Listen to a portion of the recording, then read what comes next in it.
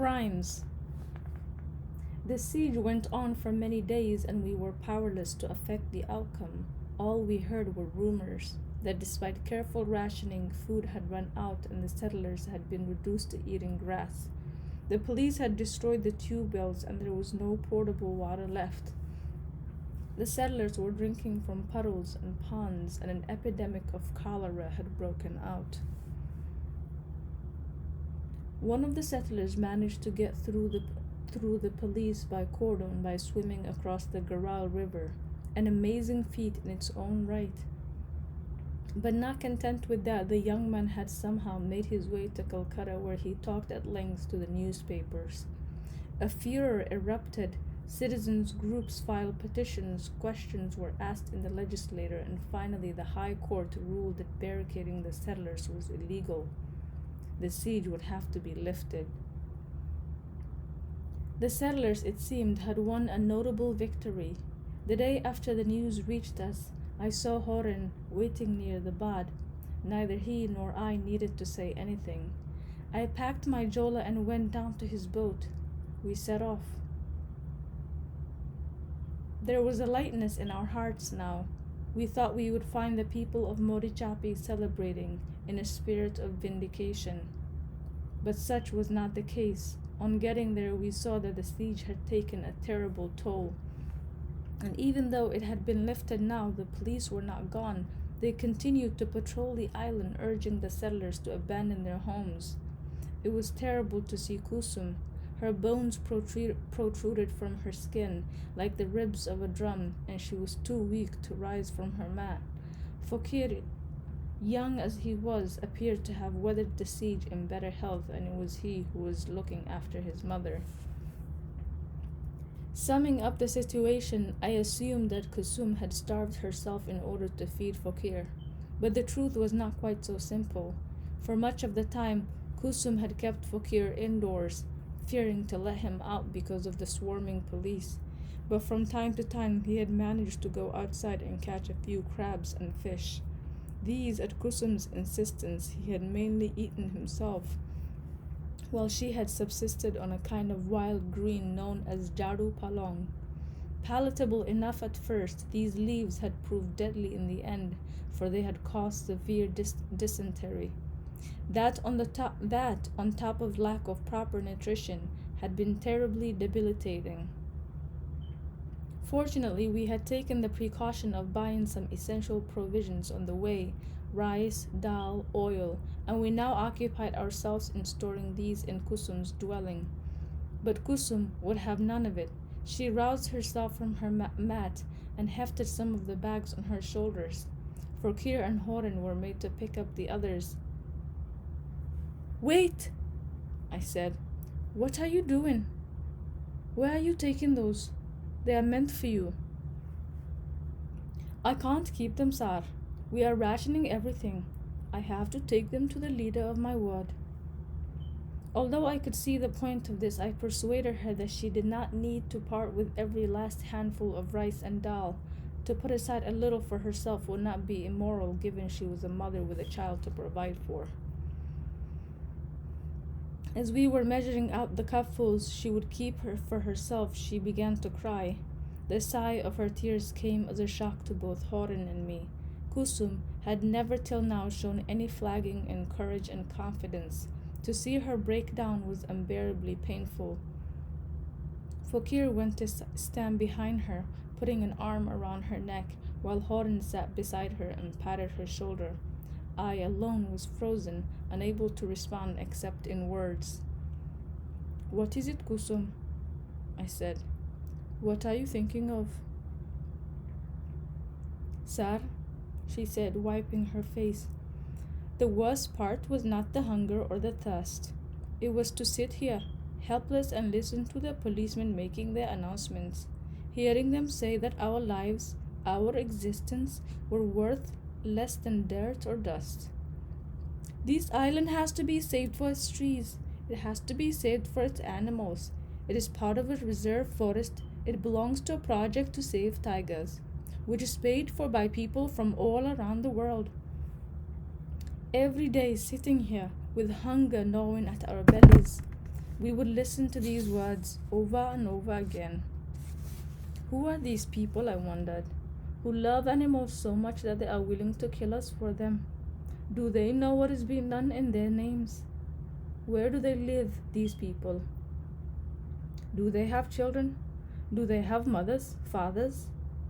As I thought of these things, it seemed to me that this whole world has become a place of animals, and our fault, our crime, was that we were just human beings, trying to live as human beings always have, from the water and the soil. No one could think of this crime unless they have forgotten that this is how humans have always lived, by fishing, by clearing land, and by planting the soil. Her words and the sight of her wasted face affected me so much, useless schoolmaster that I am, that my head reeled and I had lie down on a mat.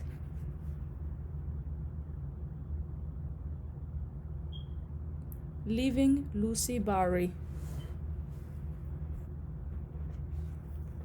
Lusibari was shrouded in the usual dawn mist when Kanai walked down the path to the hospital.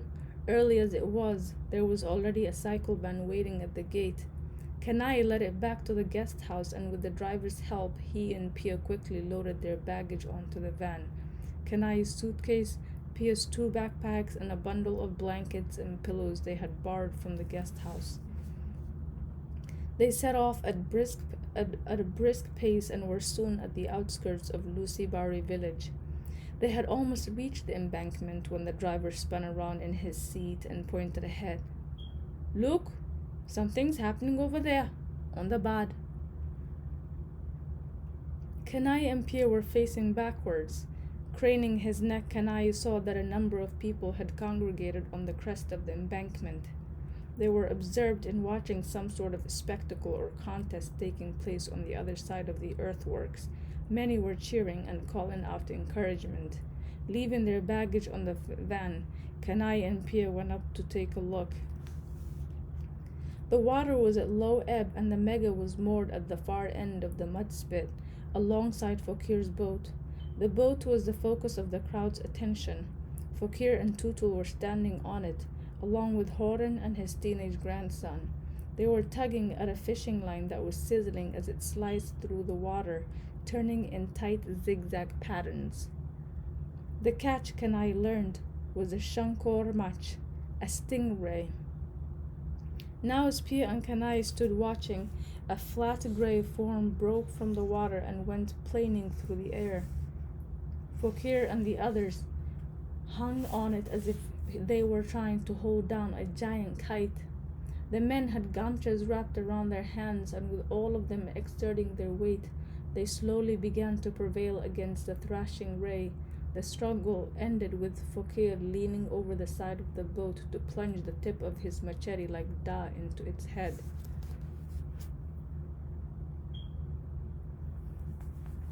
When the catch had been laid out on the shore, Kanai and Pia joined the crowd clustering around it.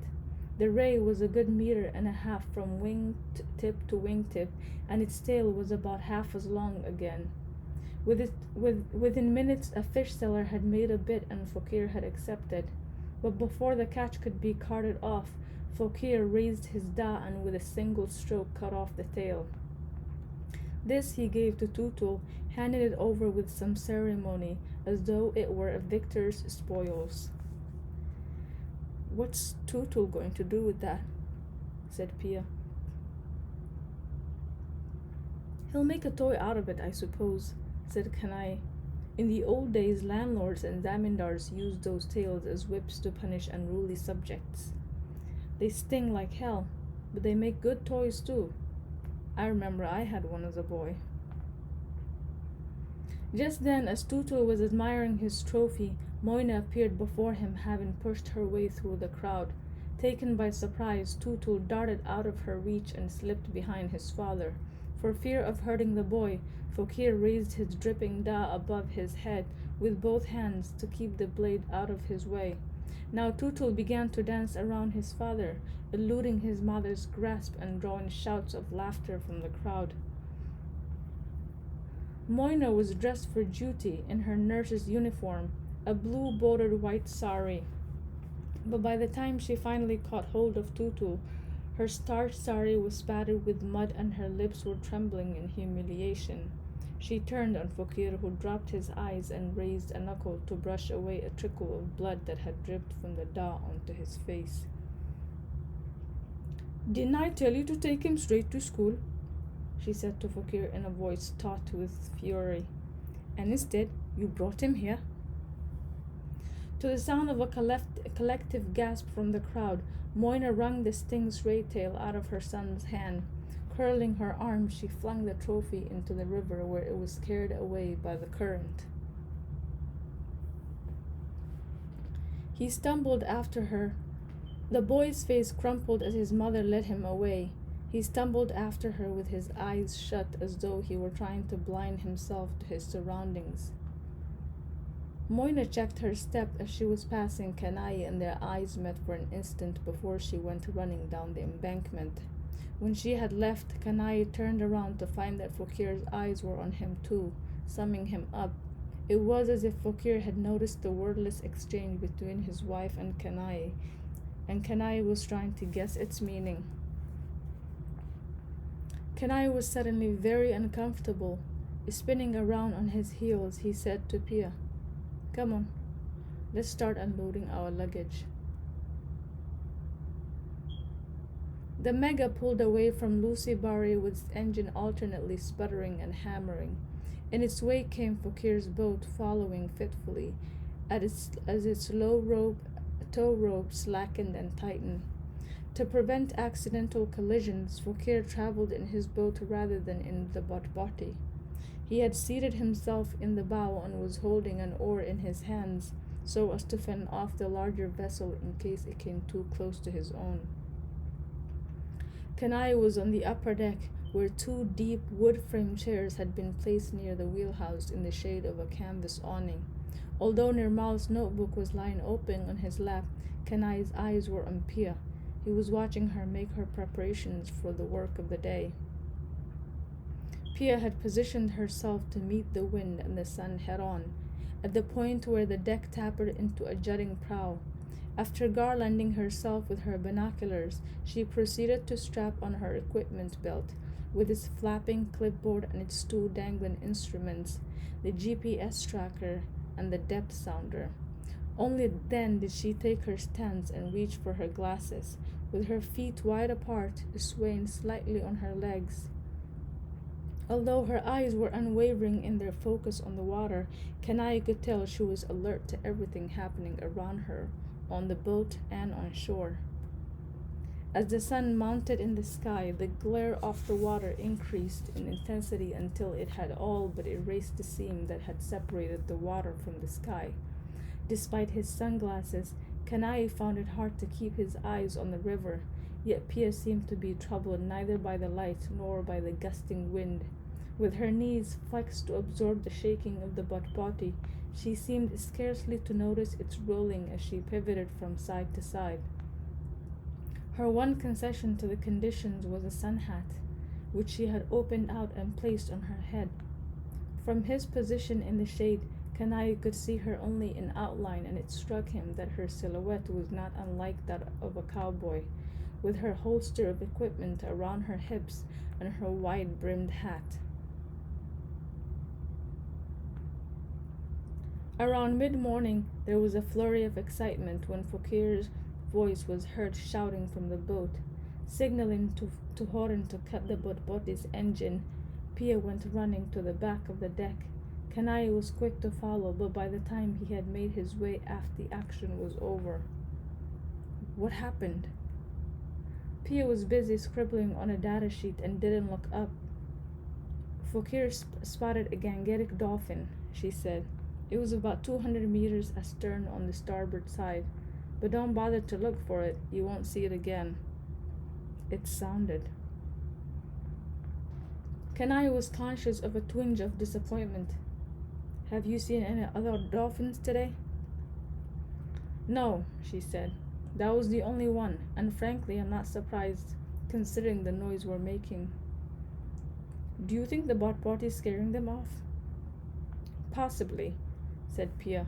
Or it could be that they're just staying submerged until the sound fades. Like this one, for instance, it waited till we were past before it surfaced. Do you think there are fewer dolphins than there used to be? Oh, yes, said Pia. It's known for sure that these waters once held large populations of marine mammals. What's happened to them then? There seems to be some sort of drastic change in the habitat, said Pia. Some kind of dramatic deterioration. Really? Said Kanai. That was what my uncle felt too. He was right, said Pia grimly. When marine mammals begin to disappear from an established habitat, it means something's gone very, very wrong. What could it be, do you think? Where do I begin? Said Pia with a dry laugh. Let's not go down that route, or we'll end up in tears. Later, when Pia took a break to drink some water, he said, Is that all you do then? Watch the water like that? She seated herself beside him and tipped back her bottle. Yes, she said. There's a method to it, of course, but basically that's all I do. I watch the water. Whether I see anything or not, it's all grist for the mill, all of its data. He grimaced, miming incomprehension. Each to their own, he said. For myself, I have to say I wouldn't last a day doing what you do. I'd be bored out of my mind. Draining her bottle, she laughed again. I can understand that, she said. But that's how it is in nature, you know. For a long time, nothing happens, and then there's a burst of explosive activity and it's over in seconds. Very few people can adapt themselves to that kind of rhythm. 1 in a million, I'd say. That's why it was so amazing to come across someone like Fokir. Amazing? Why? You saw how I spotted that dolphin back there, didn't you? Said Pia. It's like he's always watching the water, even without being aware of it. I've worked with many experienced fishermen before, but I've never met anyone with such an incredible instinct. It's as if he can see right in the river's heart. Kanaya took a moment to chew this over. So you think you're going to go on working with him? I certainly hope he'll work with me again, Pia said. I think we could achieve a lot, working as a team. It sounds as though you've got some kind of long-term plan. She nodded. Yes, I do actually. I'm thinking of a project that could keep me here for many years. Right here? In this area? Yes. Really? Kanai had assumed Pia's stay in India would be a brief one, and he was surprised to learn she was already contemplating an extended stay, and not in a city either, but of all places in the Tide country, with all its discomforts and utter lack of amenities. Are you sure you'd be able to live in a place like this? Said Kanai. Sure. She seemed puzzled he should think to ask this. Why not? And if you stayed, you'd be working with Fokir? She nodded. I'd like to, but I guess it depends on him. Is there anyone else you could work with? It wouldn't be the same, Kanai, Pia said. Fokir's abilities as an observer are really extraordinary.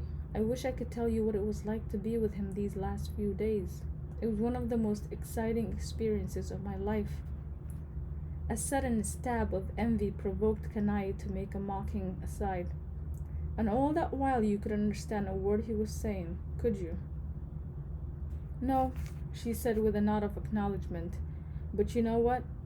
There was so much in common between us, it didn't matter. Listen, said Kanai in a flat, harsh voice. You shouldn't deceive yourself, Pia. There wasn't anything in common between you then and there isn't now. Nothing. He is a fisherman and you're a scientist. What you see as fauna, he sees as food. He's never sat in a chair, for heaven's sake. Can you imagine what he'd do if he was taken onto a plane? Kanai burst out laughing at the thought of Fokir walking down the aisle of a jet in his lungi and vest. Pia, there's nothing in common between you at all. You're from different worlds, different planets. If you were about to be struck by a bolt of lightning, he'd have no way of letting you know. Here, as if on cue, Fokir suddenly made himself heard again, shouting over the hammering of the Botboti's engine. Come here! What was that? Pia broke off and went running to the rear of the deck, and Kanai followed close on her heels. Fokir was standing braced against his boat's hood, pointing downriver. Come here! What did he see? Said Pia, raising her binoculars. A crocodile. Kanai felt compelled to underline the moral of this interruption. You see, Pia, he said, if I hadn't been here to tell you, you'd have had no idea what he'd seen. Pia dropped her binoculars and turned to go back to the bow. You've certainly made your point, Kanai, she said frostily. Thank you. Wait, Kanai called out after her. Pia! But she was gone, and he had to swallow the apology that had come too late to his lips. Minutes later, she was back in position with her binoculars fixed to her eyes, watching the water with a closeness of attention that reminded Kanai of a textual scholar poring over a yet undeciphered manuscript. It was as though she were puzzling over a codex that had been authored by the earth itself. He had almost forgotten what it meant to look at something so ardently, an immaterial thing, not a commodity nor a convenience, nor an object of erotic interest. He remembered that he too had once concentrated his mind in this way. He too had peered into the unknown as if through an eyeglass. But the vistas he had been looking at lay deep, deep within the interior of other languages, those horizons that filled him with the desire to learn of the ways in which other realities were conjugated. And he remembered too the obstacles, the frustration, the sense that he would never be able to bend his mouth around those words, produce those sounds, put sentences together in the required way, a way that seemed to call for a recasting of the usual order of things. It was pure desire that had quickened his mind then, and he could feel the thrill of it even now, except now that desire was incarnated in the woman who was standing before him, in the bow, a language made flesh.